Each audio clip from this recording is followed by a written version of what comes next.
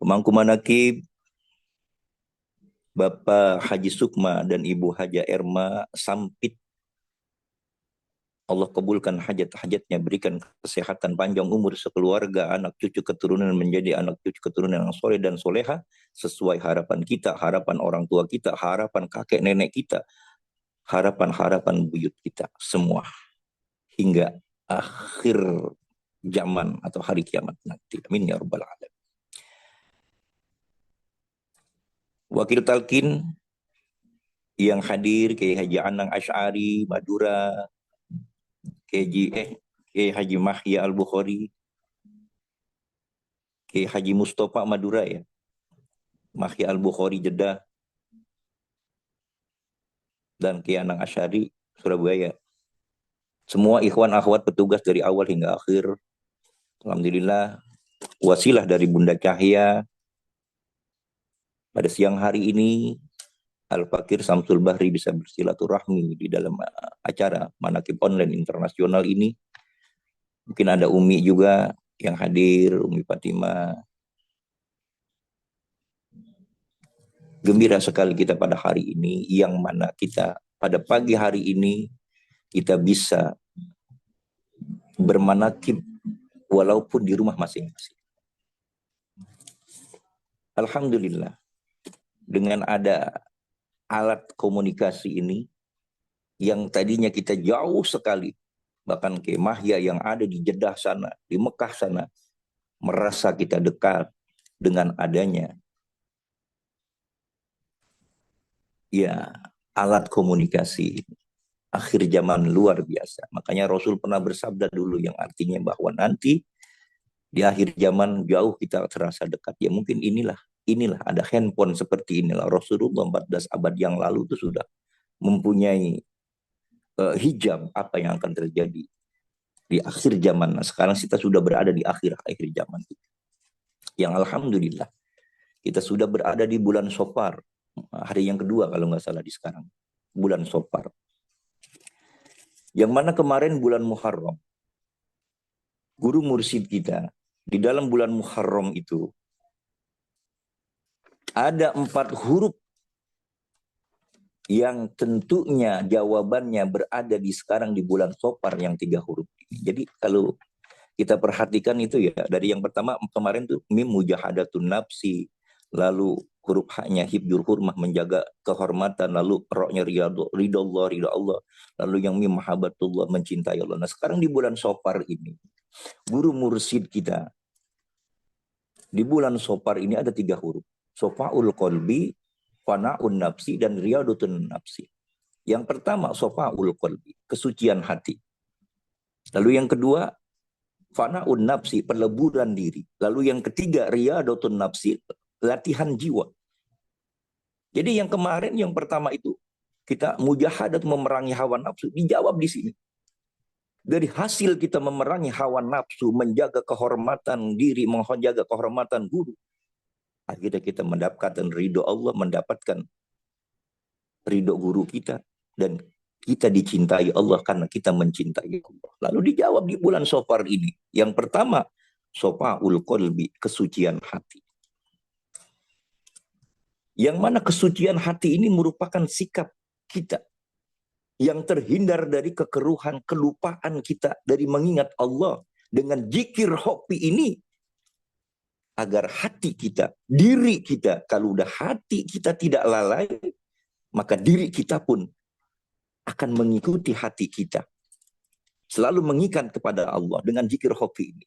Alhamdulillah di zaman sekarang ini kita sudah zikir di masjid-masjid dengan kalimat la ilaha illallah bersama-sama dengan teriakan yang sekuat-kuatnya. La ilaha illallah. Lah kita keluarkan emosi, nafsu diri yang mengekang, nafsu-nafsu syahwat yang buruk, nafsu-nafsu syaitoniah yang ada dalam diri kita, yang melalui peredaran darah kita. Kita teriakan dengan kalimat la ilaha illallah. Dahulu kala para ulama-ulama itu mengucapkan kalimat la ilaha illallah.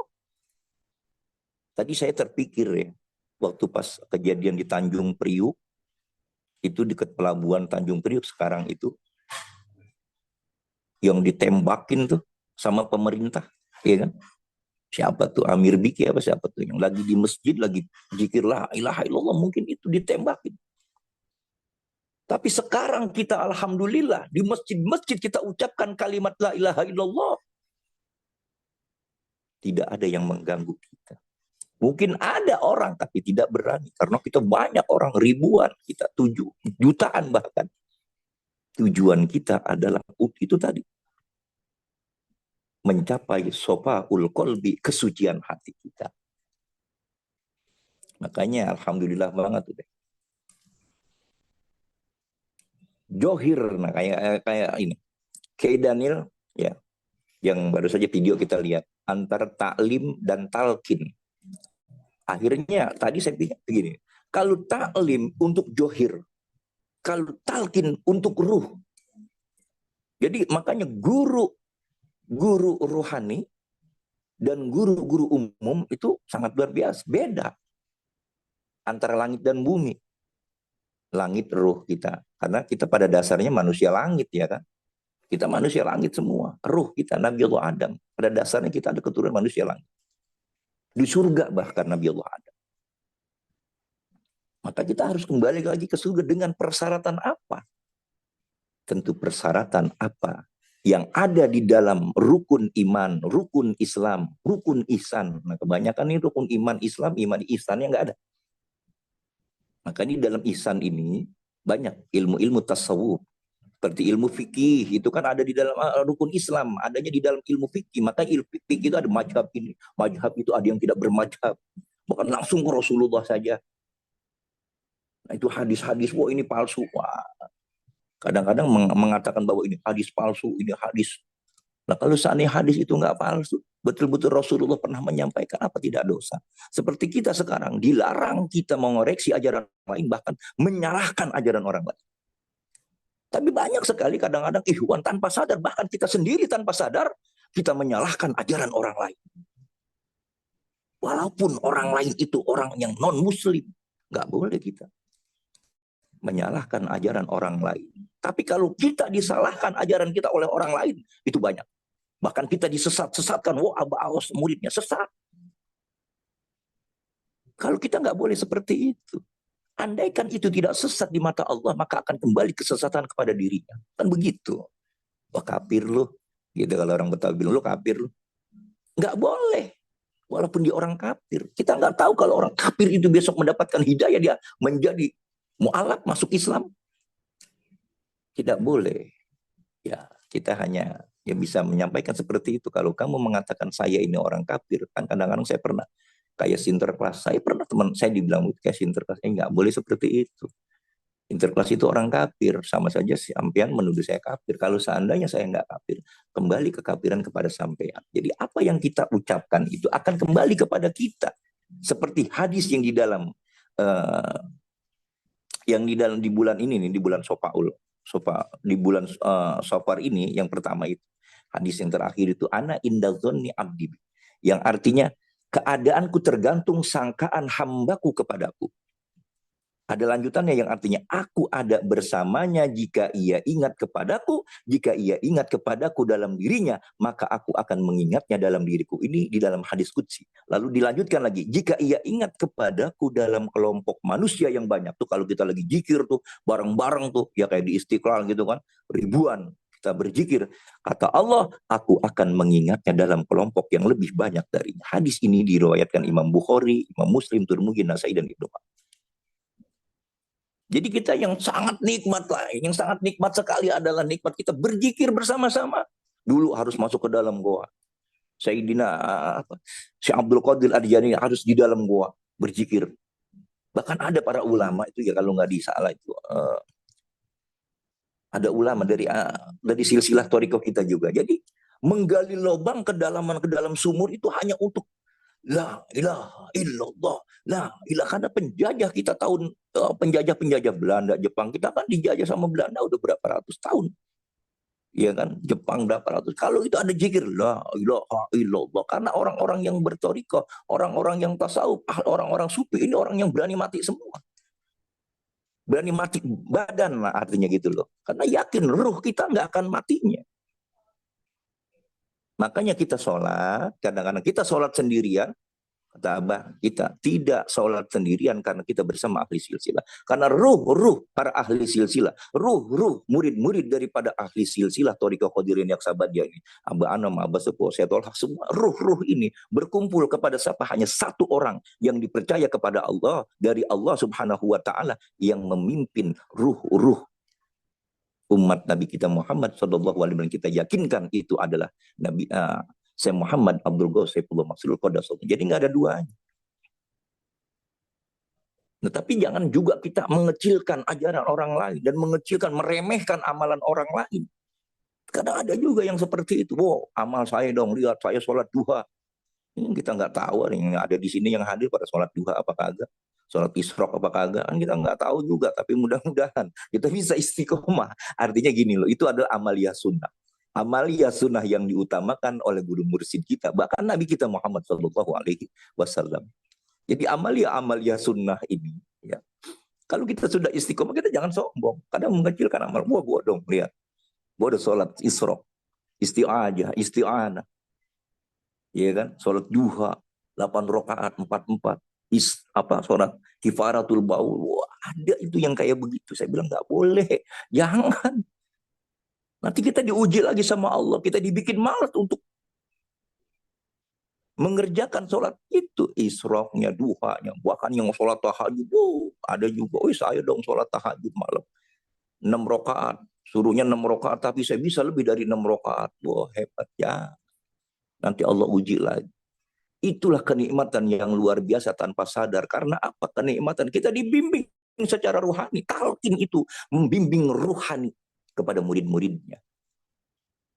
Ada dalam satu cerita bahwa nanti Rasulullah Shallallahu Alaihi Wasallam, yang mungkin terjadi kepada guru mursyid kita, bagaimana orang yang sudah menerima talqin tapi dia tidak pernah sholat, itu ada di neraka nanti. Bahwa semua umat-umat Nabi Muhammad itu masuk surga semua, tapi Nabi Muhammad masih ada umatku yang berada di dalam neraka. Disuruh cari, dicarilah di neraka itu bahwa ada orang yang di dalam kolbunya kalimat la ilaha illallah yang sudah ditanamkan mungkin ini oleh guru mursyid kita. Mungkin mereka yang sudah di dalam neraka, yang mereka disiksa di dalam neraka, tapi dalam hatinya pernah menerima talqin zikir ini. Ini kesimpulan saya. Bukan kalimat la ilaha illallah yang dia dapatkan kayak burung beo. Mungkin kalimat talqin inilah yang dia dapatkan sanadnya bersambung dari Rasulullah ke Sayyidina Ali, Sayyidina Husain, terus turun ke Syekh Abdul Qadir, dan sekarang turun kepada guru mursyid kita, Syekh Muhammad Abdul Ghaus Saifullah Maslul Qaddasallahu sirrah. Makanya sanad ini sanad yang mahal. Makanya kita mencari guru, kalau sanadnya nggak jelas, banyak sekali, banyak. Saya bilang murid-murid Abah Aus nih ya, termasuk saya dulu. Itu jangan sampai kita salah guru gitu loh. Jangan sampai ruh kita berikan kepada seorang guru mursyid yang salah, yang tidak sampai kepada Allah. Tapi kan kita semua murid-murid Abah Aus nih, ada yang doktor, agamanya luar biasa, LC, luar biasa. Tapi di hadapan Abah semuanya sami'na wa ata'na. Kita dengar, kita patuh, kita tunduk. Jadi jangan juga kita kadang-kadang orang yang udah nggak ngerokok masih ngerokok terus dinya nggak boleh, jangan juga, nggak boleh. Ini kadang-kadang ada juga kayak gitu. Lu masih ngerokok, nggak patuh gini, udah yang penting sholat zikir dulu lah. Kadang-kadang kan ada juga sesama ikhwan, dia masih ngerokok nggak patuh, udah yang penting sholat zikir. Amaluna amalukum amalukum. Kadang-kadang masalah rokok dibahas lagi, iya kan? Ya udahlah, itu ya kelihatan yang seperti ini anak sekolahan itu kalau seandainya hari ini harus pakai pakaian putih-putih, tapi ada yang mau pakai pakaian pramuka, biarkan saja. Paling dia malu sendiri. Begitu. Jadi jangan kita sama guru, sesama murid artinya. Jangan saling jelek-jelekin. Ada yang ngerokok yang begini, biarkan saja. Itu kita sekarang berlomba-lomba aja dalam kebaikan. Gitu loh. Kita berlomba-lomba Fastabiqul khairat. Gitu. Maka di dalam satu guru satu ilmu ini, kalau kita satu guru satu ilmu ini saling kita menyalahkan, waduh nggak bener dah hati kita. Makanya di sini apa? Kesucian hati kita ini, kita lihat, kita kontrol. Jangan merasa diri kita paling benar dari murid-murid Abbas. Al-Fakir Samsul Ben nggak merasa diri paling benar. Itu. Jadi yang paling parahnya bila kita berbicara yaitu goplah kita kepada Allah Subhanahu wa taala. Ini ngomong begini kadang-kadang Masya Allah. Hampir-hampir tuh kadang-kadang ya apa kita agak marah, tapi marahnya kita buat diri kita sendiri. Nah itu marah kepada diri kita. Makanya ibda binapik dakwahkan kepada diri kita. Makanya gini, ada orang kalau kita berbuat kesalahan, orang itu mengatakan kepada kita kurang ajar. Kadang-kadang kan saya bingung, lah saya kan bukan guru, saya tidak ngajar. Akhirnya menyimpulkan kita robito kepada Abah. Artinya kurang ajar itu apa? Artinya kita kurang mengajarin diri kita. Ibda binapsiknya kadang mampu kita bilangin kepada orang lain, tapi kepada diri kita belum mampu. Itu kurang ajar berarti diri kita. Kurang mengajar diri sendiri untuk lebih baik, untuk lebih ramah, untuk lebih istiqomah di dalam beribadah. Ya Allah ya Rabb. Nikmat sekali kita satu guru satu ilmu, ya kan? Makanya itu tadi ya.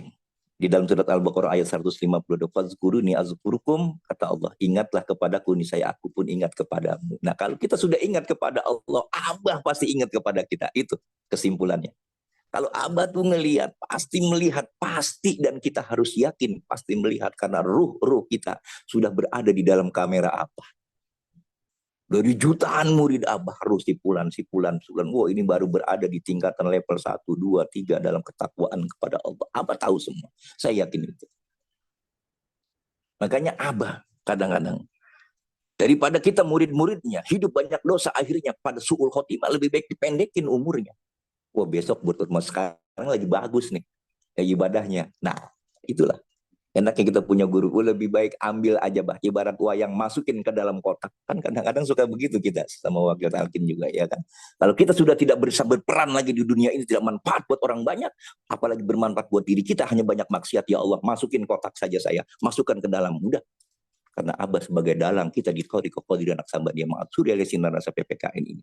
Kita tinggal samina wa atona, kita dengar, kita patuh, kita tinggal istiqomah apa yang kita pelajari di dalam Thariqah ini.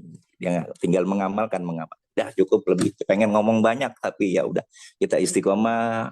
Hampura Samsul Bari hanya bisa berbicara, mudah-mudahan bisa mengamalkan juga. Kita semuanya di bawah naungan Thariqah Qadiriyah Naqsabandiyah ini, kita istiqomahkan, mengamalkan, melestarikan ajaran Thariqah Qadiriyah Naqsabandiyah ini dengan tulus, ikhlas, senang hati kita karena Allah Subhanahu wa taala, dibimbing oleh guru mursyid kita Karomasim Muhammad Abdul Ghosepul Masrul Qaddasallahu surah Al-Fatihah. A'udzubillahi minasyaitonir rajim. Bismillahirrahmanirrahim. Alhamdulillahirabbil alamin. Arrahmanirrahim. Maliki yaumiddin. Iyyaka na'budu wa iyyaka nasta'in. Ihdinas siratal mustaqim. Siratal ladzina an'amta 'alaihim ghairil maghdubi 'alaihim waladdallin. Wallahul muwaffiq ila aqwamit thoriq. Assalamualaikum warahmatullahi wabarakatuh. Waalaikumsalam warahmatullahi wabarakatuh.